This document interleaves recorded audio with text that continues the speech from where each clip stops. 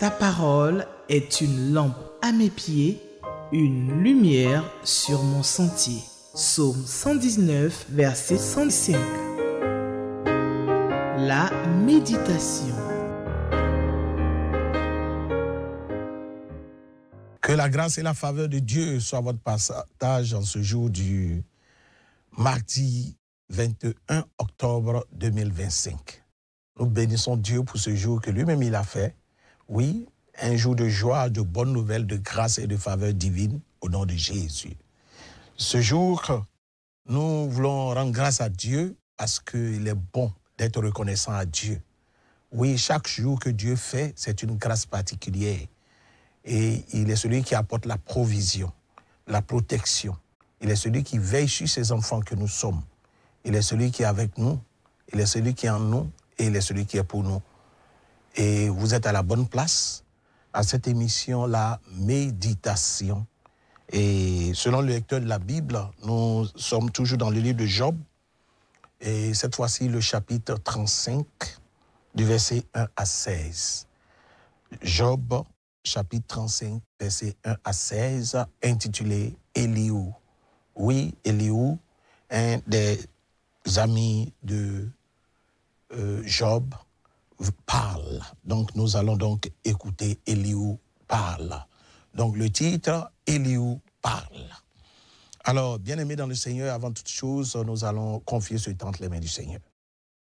Notre Dieu, notre Père, nous voulons te dire merci pour ce temps et ce moment. Nous prions afin que tu prennes le contrôle de ce temps et que tu orientes toutes choses, que tu parles à nos cœurs et que tu nous fasses du bien. Merci pour ta présence. Merci pour ta parole qui est la vie, ta parole qui est la vérité. Conduis-nous et inspire-nous et que toute la gloire, Seigneur, te revienne. Au nom de Jésus. Amen. Amen. Alors, nous allons donc lire la parole de Dieu. Job, chapitre 35, versets 1 à 16. Elihu reprit et dit, « Imagines-tu avoir raison? Penses-tu te justifier devant Dieu quand tu dis, « Que me sert-il? Que me revient-il de ne pas pécher? » C'est à toi que je vais répondre et à tes amis en même temps.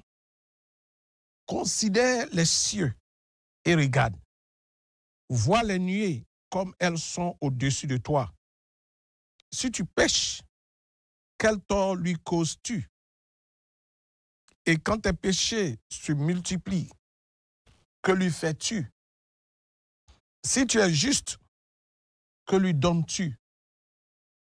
Que reçoit-il de ta main? Ta méchanceté ne peut nuire qu'à ton semblable.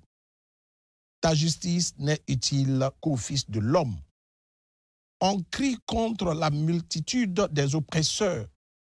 On se plaint de la violence d'un grand nombre. Mais nul ne dit, où est Dieu, mon Créateur, qui inspire des chants d'allégresse pendant la nuit, qui nous instruit plus que les bêtes de la terre et nous donne de l'intelligence plus qu'aux oiseaux du ciel. On a beau crier alors, Dieu ne répond pas à cause de l'orgueil des méchants. C'est en vain que l'on crie, Dieu n'écoute pas. Le Tout-Puissant n'y a point égard. Bien que tu dises, tu ne le vois pas, ta cause est devant lui. Attends-le. Mais, parce que sa colère ne sévit point encore, ce n'est pas à dire qu'il ait peu souci du crime. Ainsi, Job ouvre vainement la bouche. Il multiplie les paroles sans intelligence. Amen. Que l'Éternel bénisse sa parole. Nous voulons rendre grâce à Dieu parce que ce livre de Job encore nous introduit dans la thématique de la souffrance continue de Job. Et là, c'est Elihu qui engage Job à rechercher Dieu. Parce que pour Elihu, Job a péché. Et sa condition de vie, la condition qu'il traverse actuellement n'est autre que la résultante, n'est-ce pas, de sa méchanceté, de la méchanceté de Job. Alors, ce que Job doit faire, il doit comprendre, Job doit rechercher Dieu parce qu'il a péché. Il doit donc le rechercher. Eliud donc parle ici, donc, il aborde la question de l'utilité de la piété humaine pour Dieu et la relation pour laquelle Dieu lui-même semble parfois silencieux face à la souffrance humaine. Oui, la souffrance humaine, parfois, comme nous le voyons dans ce passage, Job estime que Dieu est silencieux face à sa souffrance. Alors, Elihu va donc s'adresser à Job et à ses trois amis. Le premier élément, Elihu veut dire Dieu est là. Alléluia. Alors, Elihu parle à Job. Mais lorsqu'il parle à Job, il va s'adresser à Job avec, je veux dire, avec une certaine expression de raillerie et de sarcasme. Alors, pour mieux comprendre cela, nous allons voir les trois mouvements que nous pouvons entrevoir à travers ce passage. Du verset 1 au verset 3, nous avons des propos ironiques de Elihu. Du verset 4 au verset 7, il dit, c'est à toi que je vais répondre. Et du verset 8 au verset 16, nous avons donc là la culpabilité de Job. Job se sent donc coupable. Alors, bien-aimés, si nous commençons par les propos ironiques de Elihu. Elihu reprit et dit, imagines-tu avoir raison? Avoir raison sur qui? Sur Dieu. Et il estime que Job veut se justifier devant Dieu, mais cela ne doit pas être à son avantage, puisque la justice de Dieu, elle est parfaite et elle est supérieure à la justice de l'homme. Alors, Elihu reprend les propos de Job dans un climat de moquerie. Il dit, imagine-toi avoir raison. Penses-tu te justifier devant Dieu? Oui. Penses-tu te justifier devant Dieu? Il dit, voilà les propos des amis n'ayant pas la présence de Dieu, qui est la lumière. Bien-aimés, même dans les situations les plus difficiles, les situations les plus critiques, les plus calamiteuses, oui, restons fidèles à Dieu et proclamons notre justice. Alléluia. Et le Dieu que nous servons est un Dieu qui est fidèle. Alors, Elihu lui dit, considère les cieux. Il dit, quand tu dis que me sert-il, que me revient-il de ne pas pécher? Parce que pour Elihu, Job est un pécheur. Et s'il est en difficulté, s'il est dans les difficultés actuellement, les défis qu'il traverse ne sont autres que la résultante de son péché. Alors ce que Job doit plutôt faire, c'est de chercher à se repentir et à se rapprocher de Dieu. Et par la suite, il ajoute, c'est à toi que je vais répondre et à tes amis en même temps. Il dit, considère les cieux et regarde. Vois les nuées comme elles sont au-dessus de toi. Si tu pèches, quel tort lui causes-tu? Et quand les péchés se multiplient, que lui fais-tu? Oui, parce que le Dieu que nous servons est un Dieu de justice. Cet ami de Job commence ses propos, il démontre la grandeur de Dieu. Oui. Ok, Elihu démontre la grandeur de Dieu parce que Dieu est là. Alléluia. Il considère les cieux et il regarde toute l'immensité de ce qui est fait. Pour lui, les péchés de Job, les péchés que Job commet ne peuvent pas changer la nature de Dieu. Et notre justice ne modifie en rien sa justice. Et ça, c'est une réalité, une vérité éternelle et établie. Oui, nos péchés, n'est-ce pas, ne peuvent pas changer la nature de Dieu. Et notre justice ne modifie en rien la justice de Dieu. C'est pourquoi, bien aimé dans le Seigneur, Élihu ici qui symbolise la présence même de Dieu, remet, n'est-ce pas, Job à prendre conscience de cette situation qu'il traverse. Il pose encore ici l'idée de ce que la transcendance divine, en ce sens que Dieu n'est pas affecté par nos actions comme les humains. Oui, Dieu regarde à l'état de notre cœur. Il regarde à l'état de notre cœur. Nous ne pouvons pas impressionner Dieu par rapport à nos actes, à nos œuvres. Ce n'est pas cela qui va impressionner Dieu. Ce que Dieu veut, c'est la purification du cœur. Un cœur purifié, sanctifié, lavé de toute aspérité. Oui, pour que ce cœur soit un cœur qui réjouisse Dieu lui-même. Alléluia. C'est pourquoi nous devons, à ce niveau, comprendre que Élihu, tout en s'adressant à Job, il révèle que Dieu est Dieu et que sa justice est parfaite. Il révèle que sa justice est supérieure à celle des hommes. La justice de l'homme n'est pas comparable à la justice de Dieu. La justice de l'homme est une justice sélective, une justice corrompue, une justice manipulable. Mais la justice de Dieu, elle est une justice partielle et une justice pleine d'amour. Voici la justice de Dieu. Ne comparons jamais notre justice à celle de Dieu. Ça, c'est une leçon que nous devons retenir. Nous ne devons jamais comparer notre justice à la justice de Dieu. Parce que la justice de Dieu est au-delà de la justice humaine. Alors, lorsque nous progressions, nous voyons que pour Élihu, Job doit faire une seule chose: rechercher Dieu, parce qu'il a péché. Et à partir donc du verset 8, nous voyons donc le troisième mouvement. Élihu évoque ici deux raisons pour culpabiliser son ami Job. Oui, pour lui, il y a deux raisons pour accuser Job. Il dit le péché qui est caractérisé par quoi? Par la méchanceté de Job, et cela peut mettre à mal à l'aise l'entourage. Pour Élihu, Job a péché. Et la conséquence de ce péché, c'est ce dont il est en train de jouir maintenant. Ce péché est le fruit de l'orgueil de Job.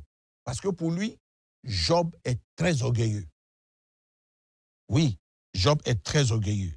Alors, et que Dieu ne peut tolérer cet orgueil.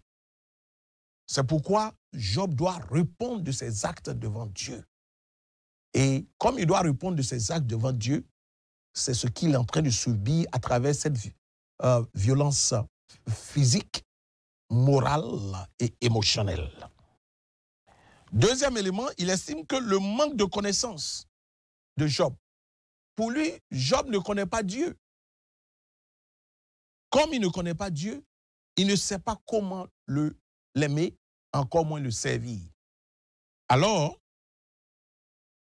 il dit que Job vacille sans intelligence, car selon lui, l'homme intelligent avoue ses péchés.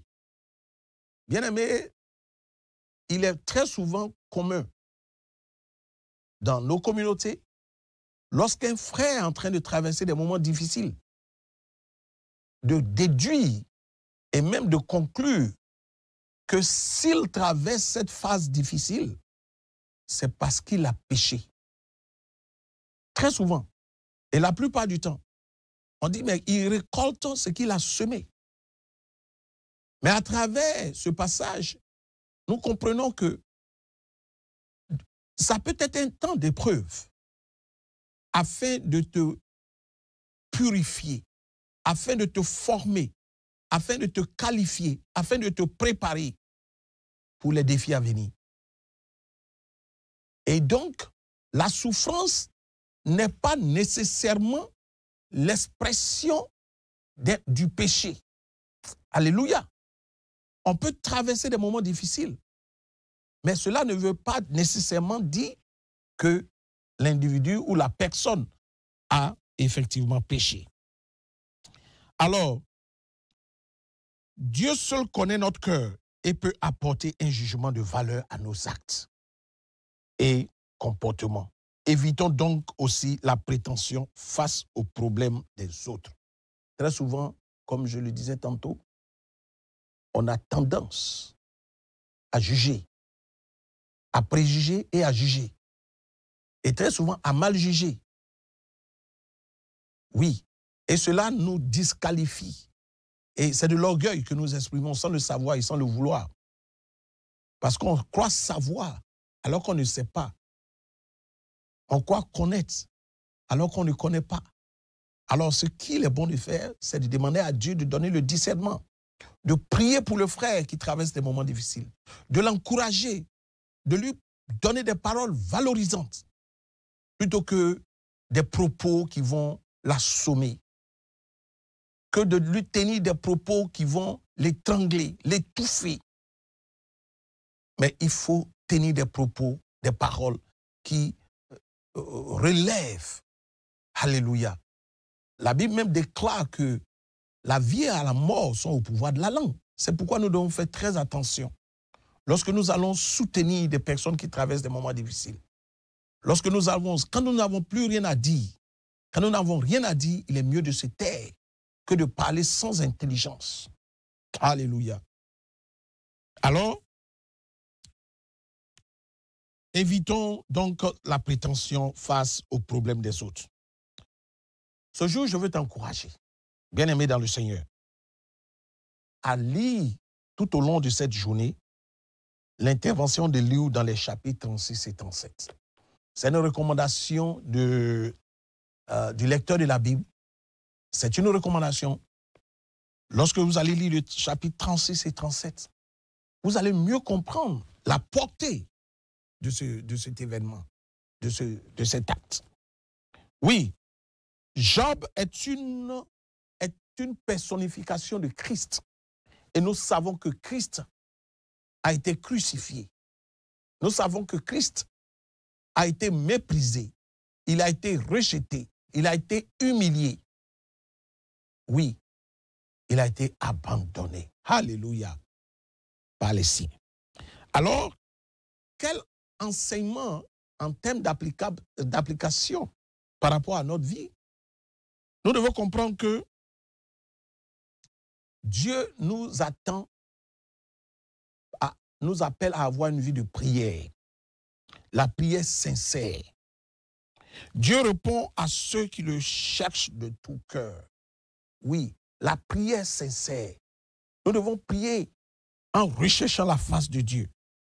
Nous devons éviter les prières intéressées. Cherchons la communion avec Dieu. La recherche de la communion avec Dieu va nous emmener, n'est-ce pas, à aller de progrès en progrès et de victoire en victoire. Pas des prières intéressées, mais des prières où le Seigneur lui-même, il est célébré, il est magnifié et il est exalté. Il est glorifié. Oui, voici ce que Dieu attend de nous.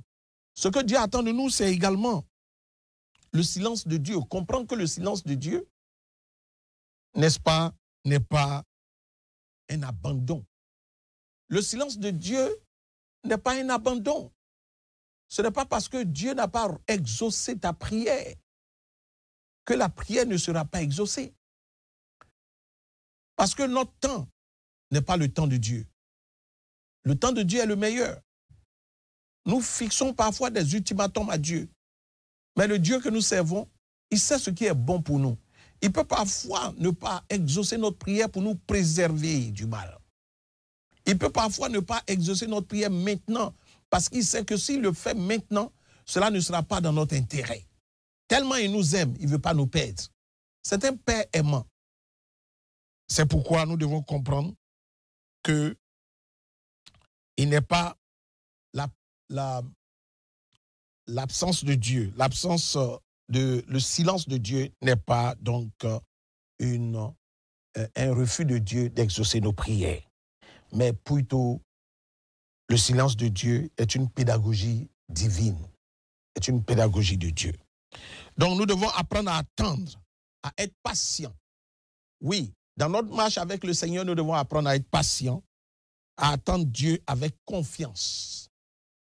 Parce qu'à lui, rien n'est impossible. Et l'autre enseignement, c'est ce que nous devons comprendre également, c'est de comprendre que la transcendance divine, oui, Dieu n'est pas affecté par nos actions. Pas du tout. Il n'est pas impressionné par nos actions. Il n'est pas impressionné par nos œuvres. Mais Dieu est impressionné par un cœur humble, un cœur purifié, un cœur sanctifié, un cœur qui est désintéressé. Alléluia. Clamez, acclamez, proclamez son nom en tout temps et en tout lieu, car il est fidèle. Ce Dieu que nous servons est un Dieu qui est fidèle et qui ne renonce jamais à son alliance. Il renouvelle son alliance tous les jours. Et il faut comprendre ceci. Parfois, nous pouvons, dans un moment de détresse, nous devons avoir une seule chose en tête. Notre refuge, c'est l'Éternel des armées. C'est lui qui combat pour nous. Il est notre abri, il est notre appui, il est notre aide, il est notre étendard. Il est notre refuge dans les moments de détresse. Tout ce qu'il nous demande, c'est de crier à lui. Tout ce qu'il nous demande, c'est de marcher comme il veut. Tout ce qu'il nous demande, c'est de faire sa volonté. Ce qu'il nous demande, c'est de nous soumettre à sa parole. Ce qu'il nous demande, c'est d'obéir à sa parole. Si nous arrivons à faire cela, le Dieu que nous servons a déjà accompli toutes choses pour nous à la croix. Et c'est pourquoi nous avons cette assurance de ce que rien ne puisse nous éloigner de sa face. Sa présence seule nous suffit. Sa paix nous suffit. Sa grâce nous suffit. Bien-aimés dans le Seigneur, le Dieu que tu sais est un Dieu qui est tout-puissant. Où irions-nous?